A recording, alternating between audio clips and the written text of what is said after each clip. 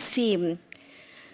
Para hadirin yang dihormati, pada pagi ini kita akan memulakan sesi kita yang pertama dengan tajuk Merungkai Akta Anti Gangguan Seksual 2022 Akta 840 yang akan disampaikan oleh Puan Nur Syuhaida binti Zainab Azahar, Ketua Seksyen Tuntutan dan Perundangan Tribunal bagi Anti Gangguan Seksual Kementerian Pembangunan Wanita, Keluarga dan Masyarakat. Majlis dengan segala hormatnya mempersilakan. Testing.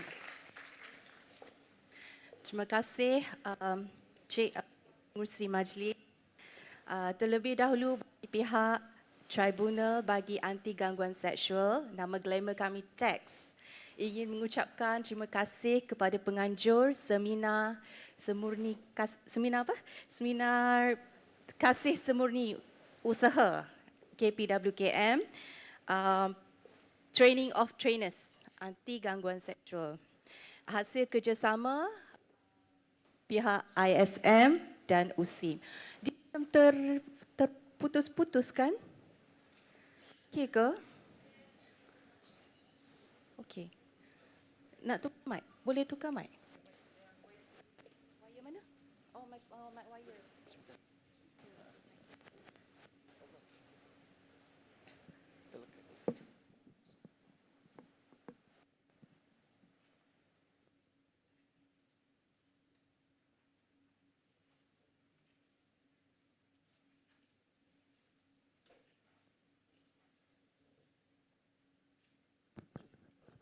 Terima kasih. Ni clear. Jadi saya tak bolehlah pergi jauh ya sebab terlekat dekat bawah ni. Dah stapler dah. Dah staple dah. Okey, baik. Terima kasih tuan. Baik, tadi dah ucap aluan saya. Terima kasih atas anjuran dan juga jemputan bagi pihak TAX berkongsi maklumat mengenai tribunal bagi anti gangguan seksual. Lepas ni saya panggil TAX lah ya. TAX itu adalah tribunal untuk anti gangguan seksual. Ya.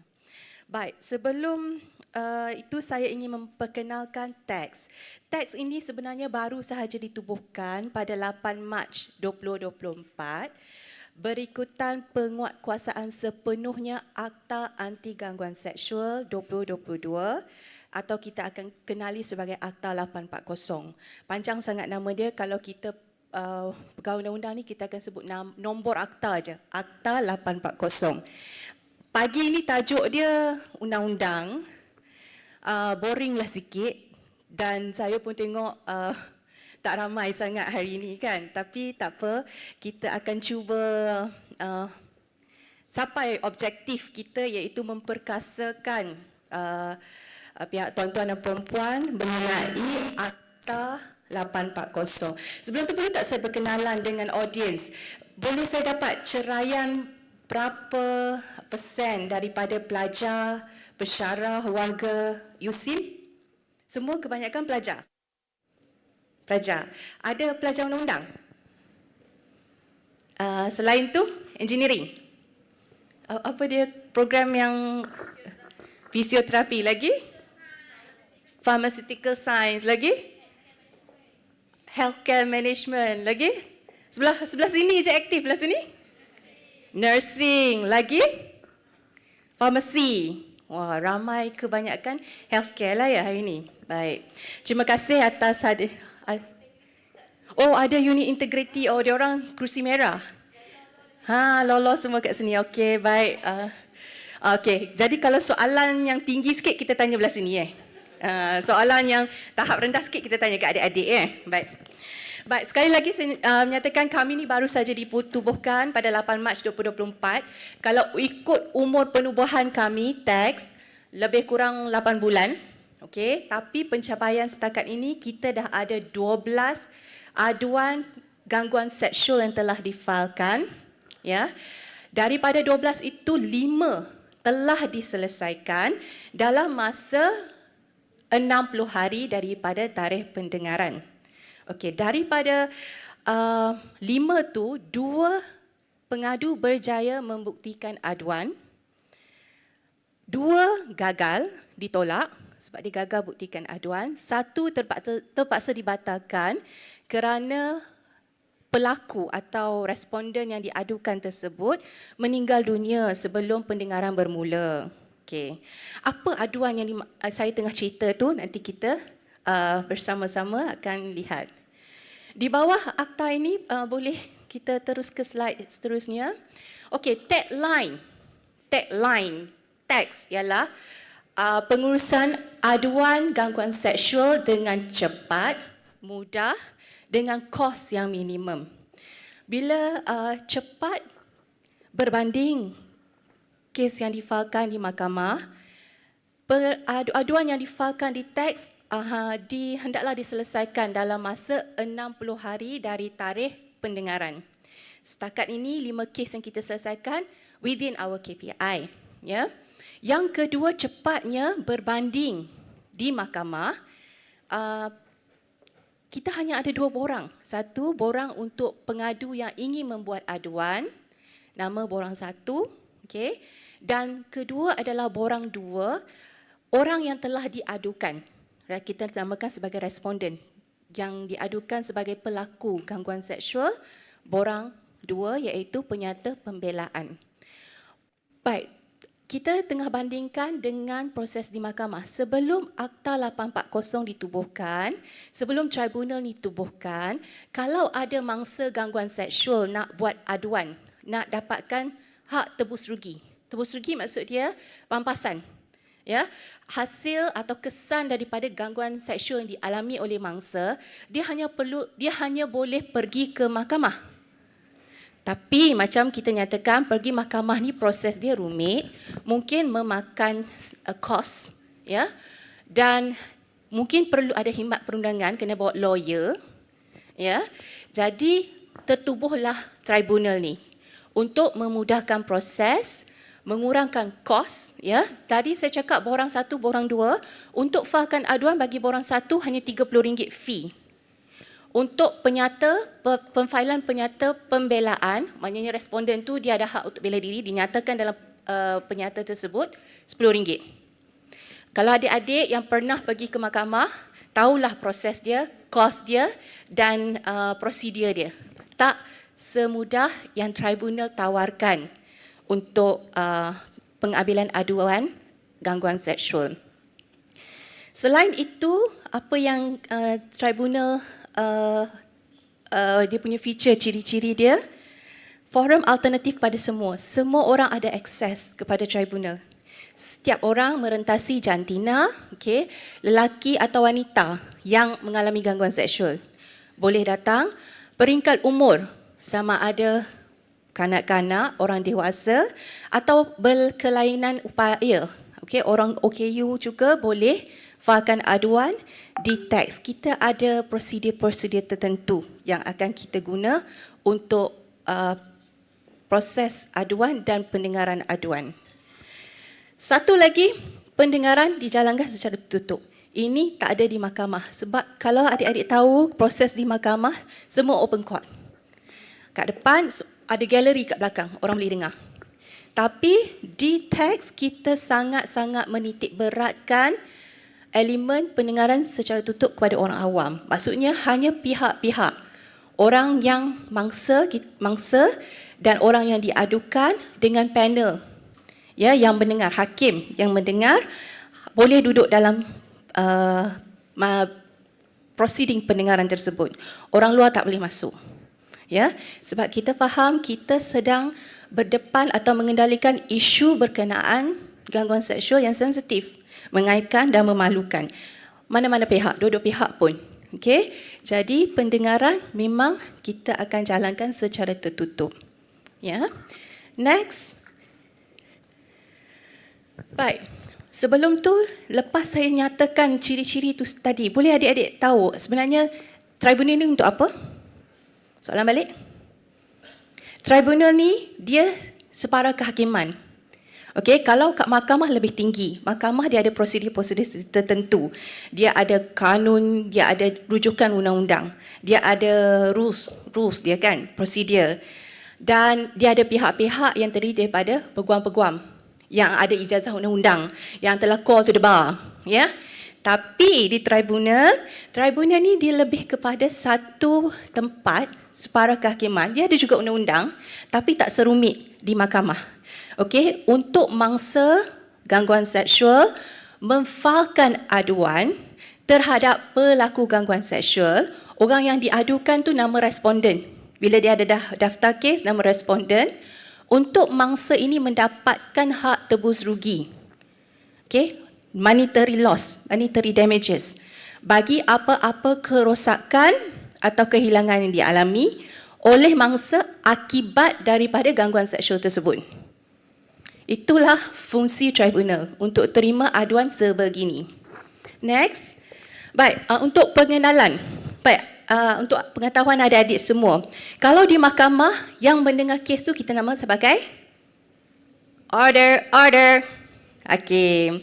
Di tribunal kita juga ada ala-ala hakim. Ya. Kita ada 3 orang panel. 3 orang akan mendengar. Di mahkamah seorang ya. Untuk kes-kes yang baru difailkan seorang. Di tribunal kita ada 3 orang. Seorang pengerusi yang ada latar belakang undang-undang. Itu terpaksa sebab kita nak pastikan segala pendengaran tu dijalankan selaras dengan undang-undang yang berkuat kuasa. Jadi kita perlukan pengerusi yang ada pengetahuan undang-undang. Yang kedua, dia diapit oleh 2 orang lagi yang mempunyai latar belakang bukan undang-undang tapi dia boleh jadi kaunseling atau pakar psikologi atau pegawai polis atau pegawai dari unit integriti yang mahir, yang pernah ada pengalaman mengendalikan kes gangguan seksual. Ya, dari barisan panel ni juga kita nak maklumkan kepada semua pendengaran yang dijalankan di tribunal adalah adil dan saksama, tak memihak kepada pengadu atau responden, bergantung kepada bukti yang dikemukakan semata-mata. Okey. Okey, tadi anggota. Bagi sebelum tadi kita ada 2 komposisi ya. Satu anggota yang mendengar. Okey, yang saya punya bidang kuasa. Kami di pejabat tribunal yang menjalankan day-to-day operasi. Kalau siapa-siapa datang membuat aduan, muka-muka yang dapat lihat adalah kami, penjawat awam. Okey, kita bukan anggota, kita tak mendengar. Tugas kita bila pengadu datang, kita terima borang, kita proses borang, terima duit bayaran fee, kita akan pass file tu kepada anggota untuk dengar. Itu tugas kita. Kita memang penjawat awam, pegawai awam ada dan kaki tangan kerajaan di tribunal. Next. Okey, seterusnya. Apa kategori aduan yang kami terima? Bukan serangan biasa, kita melibatkan, bukan aduan macam yang tak tertakrif di bawah kita punya akta. Gangguan seksual ni mestilah apa-apa kelakuan yang tidak diingini. Okey? Bersifat seksual. Sama ada boleh dilakukan secara lisan, bukan lisan, isyarat, visual atau fizikal yang munasabahnya menyinggung atau membuat seorang rasa terhina, terancam kesejahteraan dia. Itu adalah definisi gangguan seksual. Sangat luas. Dia boleh meliputi perkara-perkara yang perbuatan yang kita anggap tak wajar. Remeh begitu pun kalau ada unsur gangguan seksual, kita namakan juga sebagai gangguan seksual. Ataupun seserius-seriusnya melibatkan serangan seksual. Melibatkan fizikal. Itu pun termasuk dalam gangguan seksual. Dan penderaan seksual. Berpanjangan. Okay? So itu pun termasuk dalam takrifan gangguan seksual yang boleh diadukan di bawah tribunal. Ada syarat-syarat dia. Next. Okey, ini adalah contoh. Saya rasa adik-adik semua dah arif ke? Dah. So lisan macam mana? Contoh? Jangan bagi contoh, takut terganggu Selagi orang lain bagi aduan So contoh lisan, apa cakap gurauan. Gurauan jenaka boleh bawa binasa ya. Hati-hati kalau ada unsur lucah, seksual dan sebagainya. Bukan lisan, body language, isyarat dan sebagainya. Visual, dalam message semua tu, image yang duk hantar-hantar ke orang, WhatsApp, hati-hati. Jangan ada unsur gangguan seksual yang boleh mengganggu kesejahteraan kawan kita tu. Okay.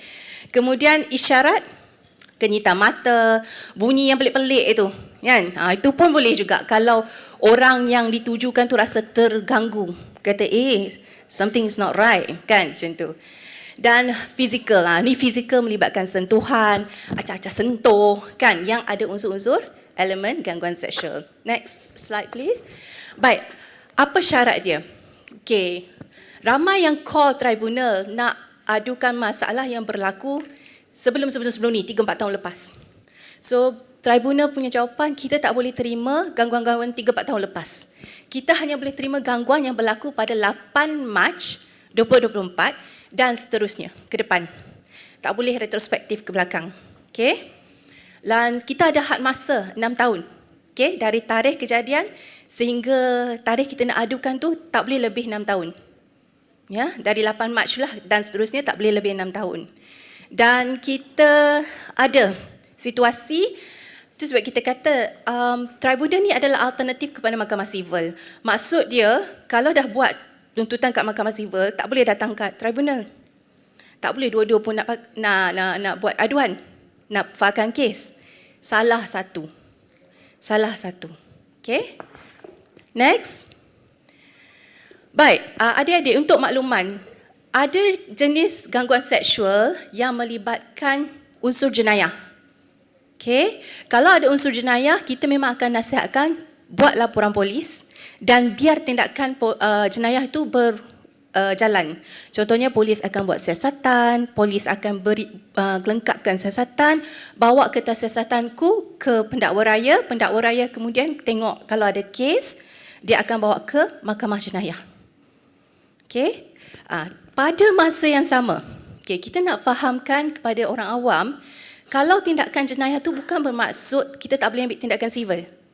Okay? Tindakan jenayah adalah satu bentuk tindakan untuk menghukum pelaku supaya dia tak buat lagi, supaya dia sedar dia tak buat lagi, dan orang lain yang kat luar tu nampak, oh kami pun tak akan buat sebab ada hukuman bersifat punitif. Kita nak penjarakan dia. Kalau ada denda, masuk ke tabung akaun kerajaan. Bukan denda tu untuk kita, ya.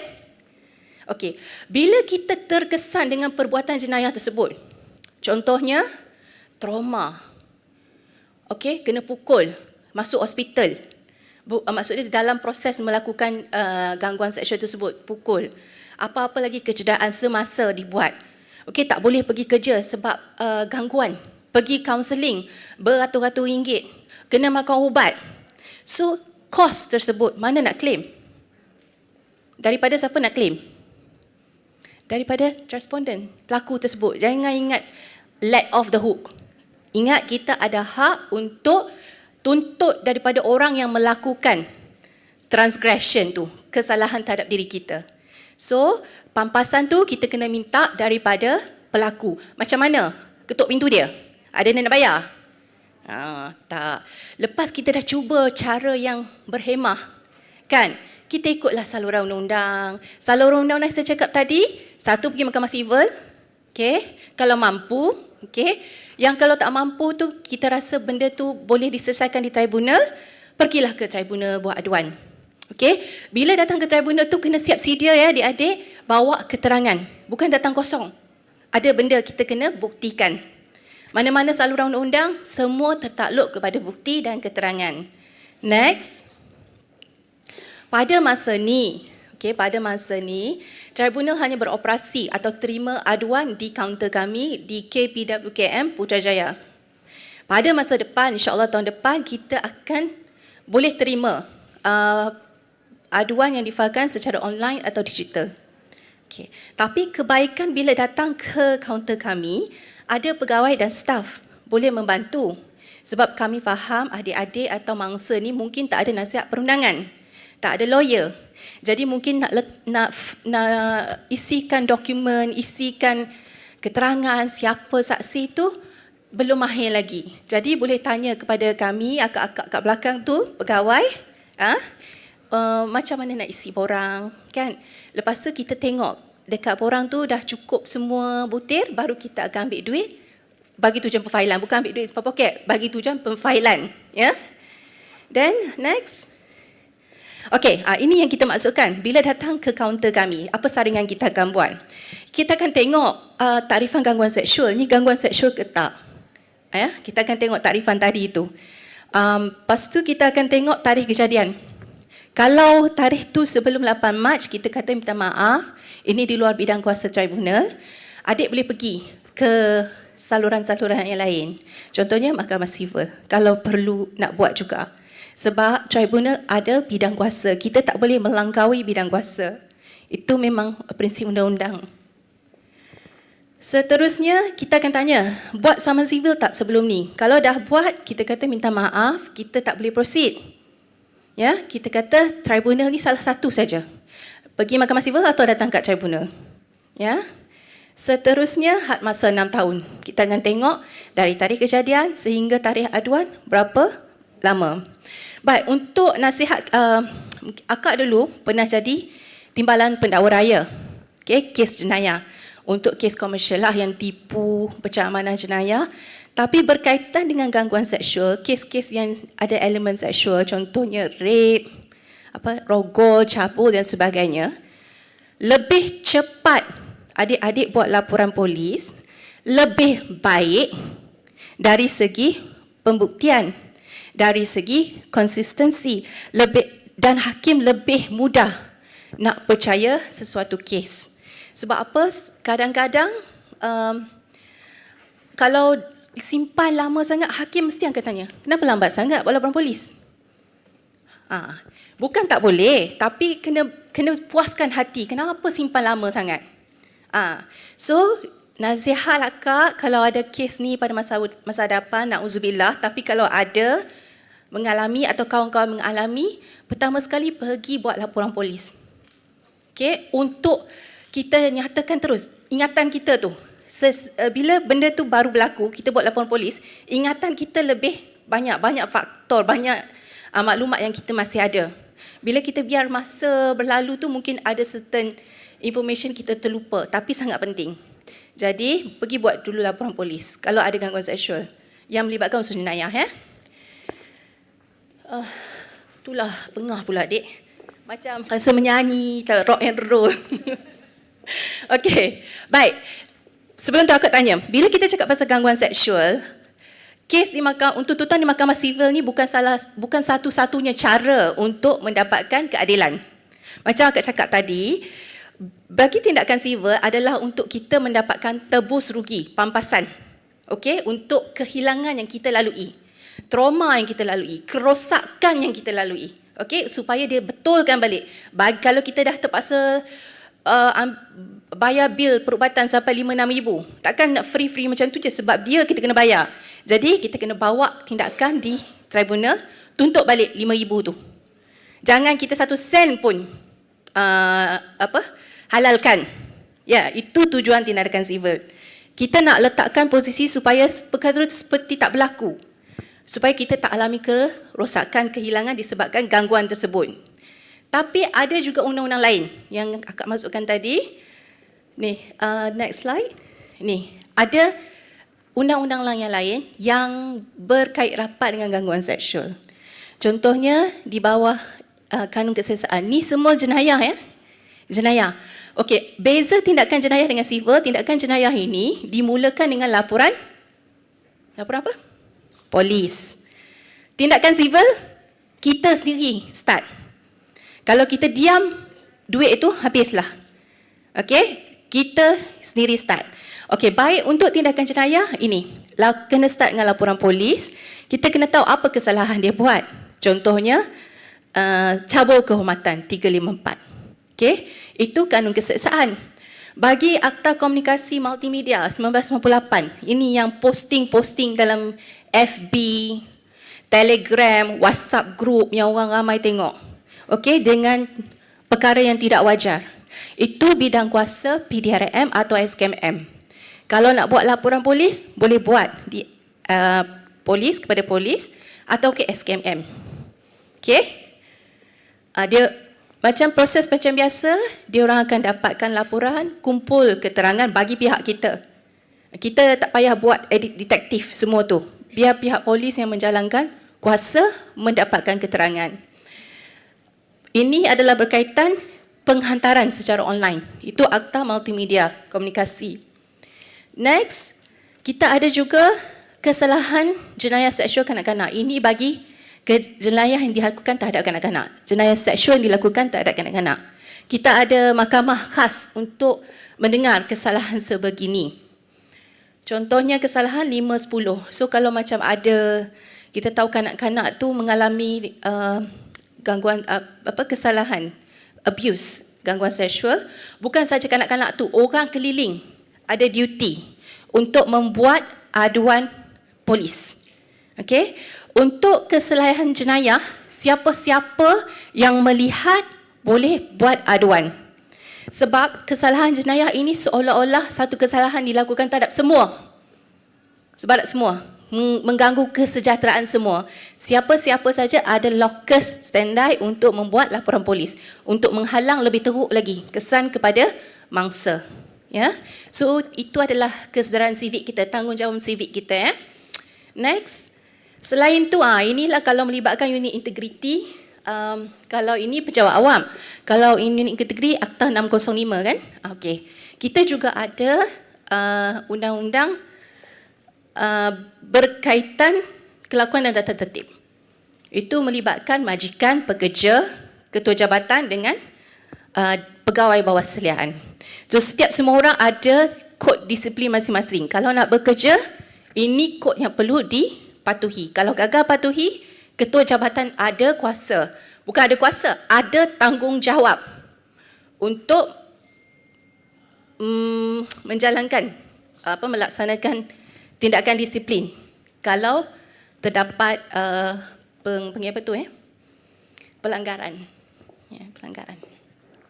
Apa penat dek? Okey, ada apa-apa soalan tak? Penat sebab apa Kak seorang cakap? Kalau ada soalan, dia akan melewatkan sikit tempoh kepenatan tu. Dia ada relax pace tu. Ada soalan ke dari pihak universiti, warga universiti? Soalan yang selalu kita terima, kalau dah buat laporan kat tribunal, perlu ke unit integriti still menjalankan siasatan? Wajib. Sebab kalau 605 kita ada peraturan 21 kan, ketua jabatan ada tanggungjawab untuk memantau atau menyelia pegawai di bawah seliaan. Kalau dia dah buat kesalahan tu, tugas ketua jabatan untuk ambil tindakan. Macam kita cakap tadi di tribunal adalah untuk tebus rugi. Kita tak ada urusan universiti dengan pegawai tersebut, kita tak masuk campur. Macam mana ketua jabatan nak mendisiplinkan. Tapi di bawah peraturan dah dinyatakan kalau tak buat, ketua jabatan tersebut disifatkan sebagai cuai. Tak bertanggungjawab, betul? Okey.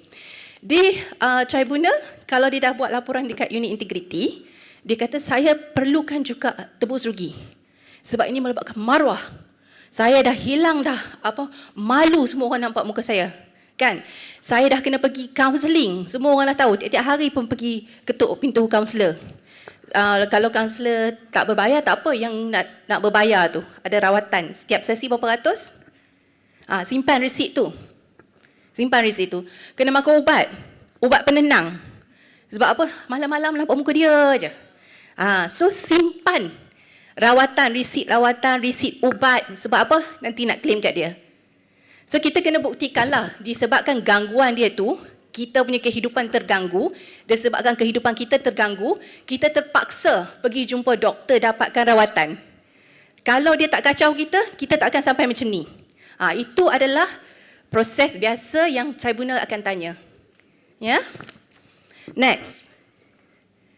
Bila dah sampai dekat tribunal, ini soalan-soalan biasa kita akan tanya. Adik yang pergi buat laporan dekat tribunal, pastikan jangan datang kosong ya, macam kakak cakap tadi. Kena ada bukti. Contohnya kita cakap masa, tarikh, tempat kejadian, jenis gangguan. Jenis gangguan tu contoh apa? Lisan ke? Bukan lisan ke? Visual ke? Dia hantar WhatsApp ke? Dia hantar email ke? Dia masuk Facebook, terpampang dia tulis benda-benda tu ke kan? And then kekerapan gangguan. Selalunya yang buat laporan ni bukan sekali. Dia dah bagi chance. Aku tak suka jangan buat lagi. Lepas tu dia buat lagi. So dibuat kali kedua ketiga tu, datanglah buat laporan. Ya, ya Kak. Puan. Boleh. Ya, boleh. Kalau orang tu merasakan terganggu, secara munasabah ni dia rasa terganggu. Gelip mata macam tu kan. Gitu. Tapi setengah kalau dia rasa tak terganggu, tak boleh lah tribunal kata, dia kata dia tak terganggu, dia kedip mata, sekejap lagi dia kedip lagi seorang. Berbalai-balai kedipan. Itu tribunal pun garu kepala. Mana gangguannya? Ingat, gangguan seksual ni tidak diingini ya. Kalau diingini itu berbalas-balas, itu diingini sebenarnya. Kan?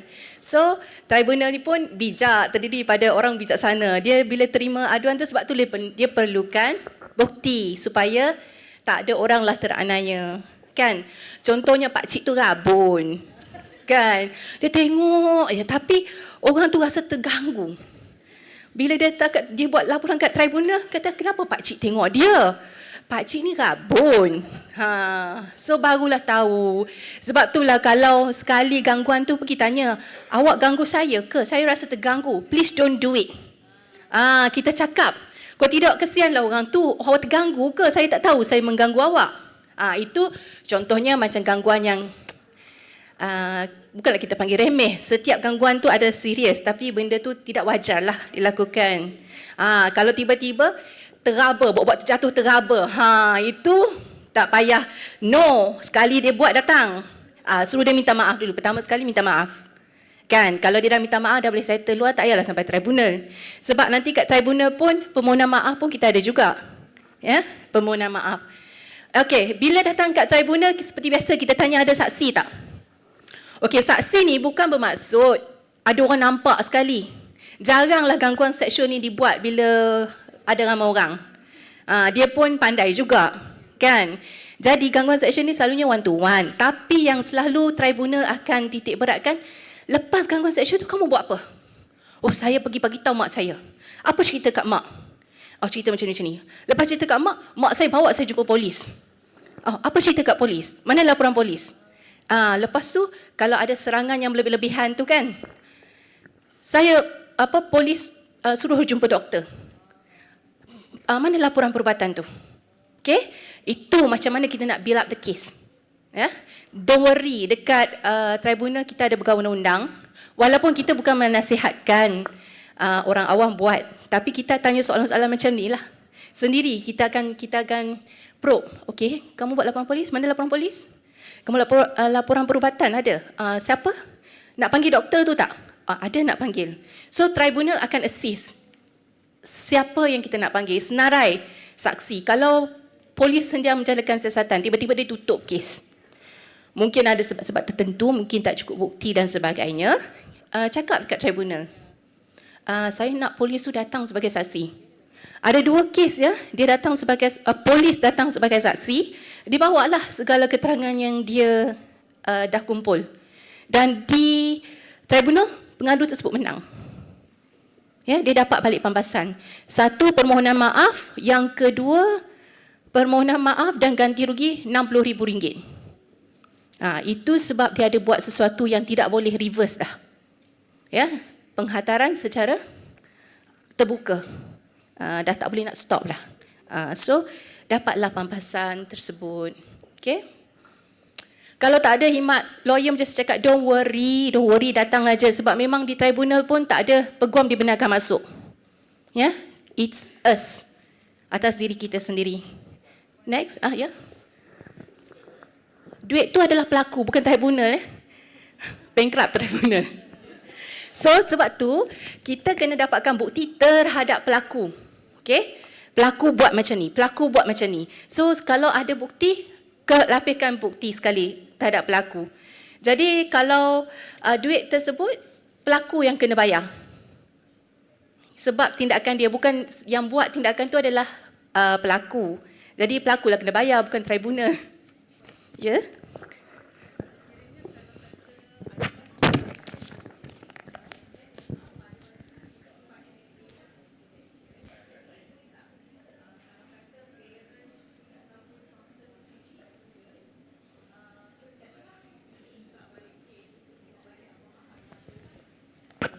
Satu menjawab soalan Puan tadi, kalau dah buat laporan polis tu NFA. Boleh ke dia datang ke tax untuk buka balik laporan polis? Baik, untuk menjawab sekali, satu bidang kuasa. Kita tak ada bidang kuasa untuk mengarahkan polis ataupun unit integriti untuk membuat siasatan. Kita tak ada kuasa untuk arahkan dia orang jalan buat kerja dia orang. Tak ada. Tapi kita indirectly bila polis tu dia tahu dia akan dipanggil oleh tax, dia kena lengkapkanlah apa yang perlu dibuat, ya. Sebab bila dia tutup kes tu mesti ada sebab. So perkara-perkara tersebut kita punya panel yang bijaksana yang terdiri daripada pegawai yang ada latar belakang undang-undang ataupun lawyer luar yang ada latar belakang undang-undang, yang diapit dengan 2 orang lagi yang ada kemahiran untuk mengenai gangguan seksual. Dia akan tanyalah soalan kat polis, laporan dibuat ni, ada tak kamu siasat? Apa hasil siasatan? Laporan perubatan tu mana? So siapa saksi dia? So soalan-soalan macam tu, indirectly polis kena kerjasama. Sebab saman yang dikeluarkan oleh tribunal sama macam saman mahkamah. Kalau tak ikut, itu contempt. Untuk teks dapatkan keterangan. Ya, keterangan dan dokumen yang disimpan oleh polis semasa siasatan. Sama juga macam unit integriti. Kan? Ada pelajar buat laporan kat unit integriti dah buat siasatan. Tak kisahlah ditutup ke, tak ada kes ke ada kes. Kalau pelajar tu kata, saya nak pegawai integriti datang sebagai saksi dan dokumen-dokumen yang dia dah siasat, dia bawa. So, tribunal keluarlah saman. Jangan terkejut. Tiba-tiba universiti pula bawa dia punya lawyer, kita tak nak bekerjasama ke apa, tak. Tujuan datang ke tribunal untuk membantu tribunal membuat satu keputusan yang adil kepada mangsa dan juga pelaku responden. Kita neutral. Ya? Ya?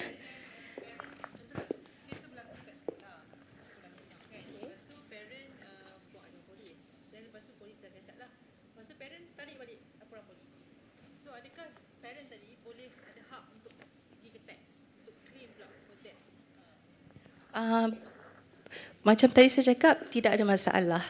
Tak ada masalah. Sebab sama ada dia nak buat laporan polis untuk tindakan jenayah ataupun dia nak buat tindakan civil dan dapat balik pampasan, itu hak pilihan.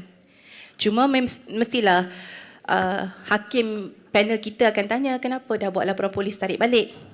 Perkara-perkara tersebut kenalah ada justifikasi yang kukuh. Kan? Ya. Ada mic.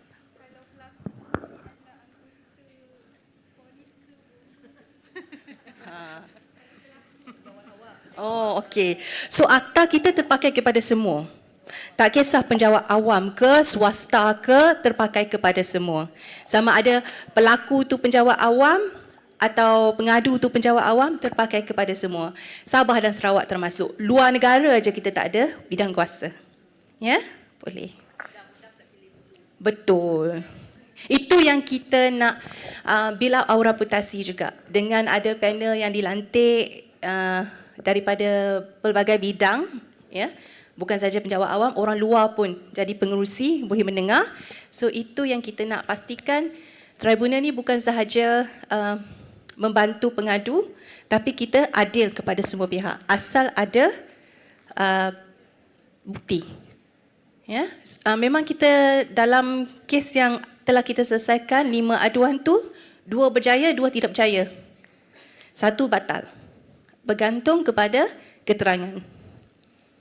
Ada lagi ke? Next slide. Okey. Pendengaran ni memang tak ada peguam dibenarkan masuk. Ya. So tak perlu risau, saya ni tak reti nak berhujah undang-undang, section apa, tak. Di tribunal it's about gathering facts, semua fakta. Kita nak tahu fakta aja. Okey? Yang seterusnya, okey, kalau melibatkan kanak-kanak, kita panggil bapa atau ibu sebagai sahabat wakil atau guardian, ya, penjaga yang diberi hak oleh mahkamah. Untuk orang kurang upaya pun kita akan benarkan sahabat wakil atau orang yang ada hak penjagaan. Ya, untuk bantu dia tulis, untuk bantu dia bagi keterangan, itu kita kena berikan hak tersebut. Ada pengecualian, contohnya kes tu terlalu kompleks lah, melibatkan urusan undang-undang yang sangat kompleks. Kita sebagai awam tak mampu, so kita nak bawa lawyer. Boleh tribunal buat permohonan kat tribunal, tapi tribunal kalau seorang ni ada lawyer, dia kena pastikan seorang lagi ada lawyer. Dua-dua kena adil. Tak boleh seorang ada lawyer, seorang tak ada lawyer. Itu tak adil namanya. Kan? Next, okay, ini kuasa-kuasa tak apa, tak perlu. Dan next slide. Ini apa yang kita boleh bagi. Ada had dia juga ya. Satu, pengadu boleh minta permohonan maaf daripada responden. Yang kedua, penyiaran permohonan maaf secara terbuka. Ini khususnya kalau mesej tersebut dibuat di kayat laman. Contohnya Facebook, Instagram, followers semua nampak kan. So kita nak the same media being used to ask for forgiveness. Okay? Sebab after all itu melibatkan kepuasan pengadu. Kita ada kes yang di tribunal dia hanya kata minta maaf je. Saya tak pedulilah duit ringgit saya tak nak. Saya nak minta maaf. Itu dia punya prinsip dia. Hak aku dicerobohi, you minta maaf. Lepas tu settle. Sampai tribunal baru nak minta maaf. Tak ke benda tu boleh buat sebelum tribunal? Tapi biasalah ego kan, dia nak tunjuk saya tak bersalah bersudah. Last kali kena minta maaf. So sebab ada bukti-bukti. Next, sebelum tu ada ganti rugi RM250,000. Kalau datang kat tribunal tiba-tiba minta RM1 juta, kami pun garu kepala. Sebab kita tak ada bidang kuasa nak bagi pampasan sampai RM1 juta. Bukan tribunal bagi pampasan ya. Responden untuk memberi pampasan kepada pengadu. RM250,000 sahaja. Dan menghadiri program bersesuaian. Contohnya terpaksa menghadiri kaunseling, itu boleh diberikan. Next, apa jadi kalau dah ada keputusan? Okay, kalau dah ada keputusan, satu, kita nak kuat-kuasakan undang jenayah. Lepas 30 hari, dia tak minta maaf juga. Dia tak bayar juga RM60,000 contohnya. So kita buat laporan polis. Sebab di bawah Seksyen 21, kesalahan engkar award. Macam saya cakap tadi, tribunal ni seolah-olah macam mahkamah. Kalau dia tak ikut perintah mahkamah, itu satu kesalahan di bawah Seksyen 21. Okey, yang kedua, dia kuat-kuasakan di Mahkamah Sivil. Sebab teks ada kuasa untuk sita, bankruptkan dia sebab dia tak bayar duit kan. Teks tak ada kuasa, Mahkamah Sivil saja ada kuasa. So kena pergi balik Mahkamah Sivil, bawa award tu. Dia patut bayar saya RM100,000. Dia tak bayar sampai sekarang, 30 hari. Dah bagi chance tak bayar-bayar. So Mahkamah Sivil akan kata, okey, laksanakan perintah tu. Tak payah nak buat pendengaran sekali lagi. Itu dah selesai dah dekat tribunal. Hanya untuk laksanakan perintah. RM100,000 bayarlah macam mana nak bayar. Nak tiap-tiap bulan ke, nak sita ke, jual rumah ke dan sebagainya. Itu bidang kuasa Mahkamah Sivil. Kejap ya, lagi sikit dah. Okey, kalau pihak-pihak tak puas hati, boleh cabar award di Mahkamah Tinggi. Ya. Dan bila cabar award ni, kena ambil khidmat lawyer lah. Ya, di mahkamah, kita nak masuk balik proses mahkamah. Dan saya rasa dah habis dah. Just in time. Kita dah habis dah slide pembentangan. Next slide habis saya. Okey, ini contohnya. Kita ada satu kes ya di mahkamah. Ini kes yang berlaku waktu PKP. Pegawai polis tu dia tahan dua wanita Mongolia semasa PKP. Ada aduan laporan polis dibuat terhadap pegawai polis, dia telah cabul, berapa kali dia dirogol. Di mahkamah jenayah, pegawai polis tersebut lepas dan bebas. So unit 3T kalau lepas dan bebas tak boleh ambil tindakan dah kan. Okey, wanita Mongolia tu tak puas hati, dia ke Mahkamah Sivil untuk dapat pampasan terhadap, macam saya cakap tadi, jenayah ada jenayah, tindakan sivil untuk kesan yang dialami, okey, akibat sama ada gangguan teks seksual tu ataupun pencabulan. So Mahkamah Tinggi telah memberikan pampasan kedua-duanya RM820,000. Polis, dua-dua orang combine. Dua-dua wanita Mongolia tu. Tak tahulah pegawai tu macam mana dia nak bayar. Kan? So RM820,000 kepada dua wanita Mongolia. Hasil fakta yang samalah, tangkap, simpan, ada rogol, tapi di mahkamah sivil kita panggil cause of action dia torts terhadap body. Okay. So mahkamah berpuas hati, dua wanita Mongolia itu telah berjaya membuktikan kes atas imbangan kebarangkalian. Ya, Puan.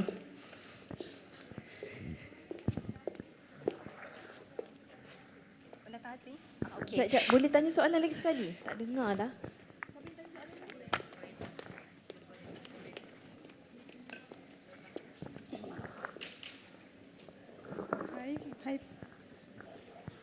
Hai Puan, nama saya Isha Shazliana dari KPJ. Saya nak tanya macam mana kalau pelaku tu sendiri daripada pendatang asing? Okey. Terima kasih. Baik, di bawah akta kita warga negara bukan warga negara sama saja. Selagi dia berlaku di tanah kita, di Malaysia, Sabah Sarawak termasuk. Ya, kalau luar negara je kita tak ada bidang kuasa. Puan Polis minta maaf, ini contoh aja ya. Kebetulan ada dalam slide. Baik, saya rasa itu saja. Okey, tapi sebelum tu ada soalan daripada rakan Facebook Oh ya, okey. Okey. Daripada Masuk Facebook ke? Masuk. Saya dah cakap tadi kita ada live Facebook Institut Sosial Alamak. Malaysia. Daripada Cody Blaze Ong. Dia ada dua soalan dekat sini. Kalau kes gangguan ini berlaku di tempat awam seperti LRT, toilet, bukti ada, saksi ada, tapi tak ada info pelaku. Muka ada tapi nama tak ada. Soalan yang kedua dia, jika pampasan kewangan tidak ditunaikan oleh pelaku, macam mana? Boleh tolak gaji dan masuk rekod kesalahan pelaku dalam sistem? Ada dua soalan. Okey, ingatkan saya soalan pertama dulu. Kalau berlaku di tempat awam, muka ada, CCTV ada, saksi ada tapi tak tahu nama pelaku. Jawapan kita straightforward, tak boleh. Tapi not so straightforward, sebenarnya boleh. Buat dulu laporan polis. Kan, polis nanti dia dapat CCTV, dia dapat saksi-saksi. Lagi siapa? Dia dapat alamat responden tu. Lepas tu bagi tahu dekat teks, pegawai penyiasat kita, siapa-siapa, dia dah dapat maklumat ni. So sekarang kalau nak dapat info tu, dapatkan daripada pegawai polis. Setakat ni 2 kes yang laporan polis dia telah di NFA tu, pegawai polis datang sebagai saksi. Pegawai polis sangat membantu. Ya, sebagai saksi bagi aduan yang mengadu di teks. Kita keluarkan saman, polis datang. Dia bawa dokumen yang berkaitan untuk membantu teks membuat satu keputusan yang adil. Ya, dua-dua tu aduan dibenarkan. Okay. Yang kedua, kalau dia tak bayar macam soalan saya tadi, ada 2 cara. Satu, buat laporan polis sebab dia melanggar perintah tribunal. Yang kedua, kuat-kuasakan di mahkamah sivil. Okay, nak sita ke, nak potong gaji ke dan sebagainya, boleh buat kes di mahkamah sivil. Sebab teks tidak ada bidang kuasa untuk melaksanakan perintah tersebut. Okay. Panel kita dah sampai. So saya rasa itu saja. Ada soalan lanjut boleh terus hubungi kami di talian kasih ataupun teks di KPWKM Putrajaya. Baik.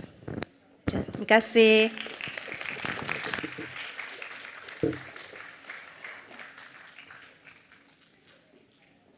Majlis merakamkan ucapan terima kasih kepada Puan Nur Syuhaida binti Zainal Azhar di atas perkongsian yang saya rasa cukup menarik dan jelas tentang Akta 840. Semua boleh faham ke tentang Akta tu? Boleh ke? Boleh. Dia sebenarnya sangat mudah.